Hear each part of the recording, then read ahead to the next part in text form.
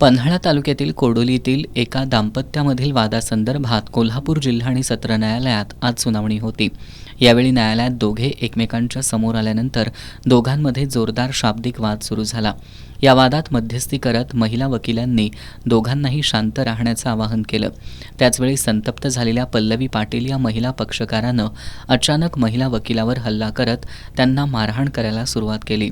मारहाणीत एक महिला वकील बेशुद्ध पडल्या असून त्यांना तात्काळ उपचारासाठी रुग्णालयात हलवण्यात आलं।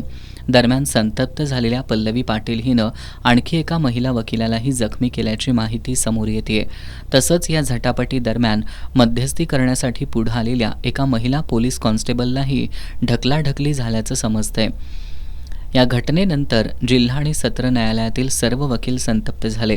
सर्व वकील मोठ्या संख्येनं एकत्र आल्यानं न्यायालय परिसरात काही काळ तणावाचं वातावरण निर्माण झालं। परिस्थिती नियंत्रणात आणण्यासाठी तात्काळ मोठा पोलीस बंदोबस्त तैनात करण्यात आला। काही वेळानंतर वकील संघटना आणि पोलीस यांच्यात बैठक झाली। त्यानंतर वातावरण काही प्रमाणात शांत झालं। सर्व वकिलांनी न्यायालयाच्या पायऱ्यांवर बसून या घटनेचा निषेध नोंदवलाय।